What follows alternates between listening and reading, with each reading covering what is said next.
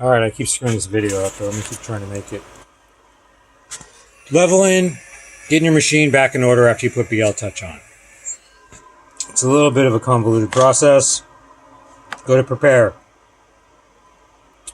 Disable your steppers. Go to move axis. Alright, hit Z. Take all these screws, turn them in all the way. All of them. Back them out. One complete revolution. Each one. Bring your nozzle and put it directly above your screw. Alright? Use your piece of paper. Set the distance between the bed and the nozzle. From there, go to this screw. Go to this screw. Go to this screw. Go to this screw. You need to go around at least 1.5 times, probably twice. Alright. From there, you have your auxiliary bed. Your bed's true everywhere. Now it gets confusing. If we go and read the instructions, I will post these. But you're going to see the first thing you're going to do is you're going to move your axis with your piece of paper. Now, when you move that axis with your piece of paper,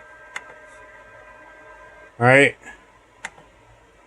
when you moved it, I should have already showed you this, it gave you a number. All right, when you're all done and you had your piece of paper about right, it gave you a number. Remember if it's plus or minus. Of course,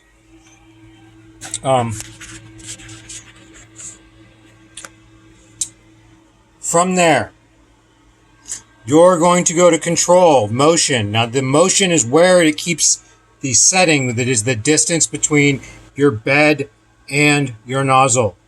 So whatever this setting is under motion is going to be the distance between the proper printing position of your nozzle and where bltouch triggers. I might have misspoke the first time I said that. So this is what you were left with when you were adjusted. You go to motion, there's already something in there. All right. So what you need to do is you need to do the math. So B plus A equals C. All right. Now, this is very easy to mess up and go the wrong direction. Remember, if you want your bed to get closer to your nozzle, you need to go more negative. So that's the one part to remember. If you do all this, all right, and you start to print, all right, so you're starting to print and you're not liking the way it's going down. All right, if you go into control and you go into motion, right here, that's my Z offset. So my perfect position on this machine between a proper nozzle position and where bltouch triggers is 2.4 millimeters in the negative. You're always going to be negative because the bltouch trigger is 0. Positive is starting to build something.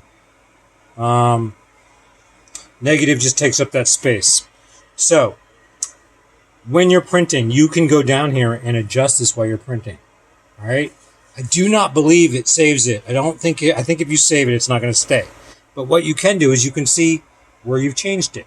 Did you change it a millimeter? Do you change it 0.2 of a millimeter closer to the nozzle? You want it more smush, right? So that's going to be a greater negative number.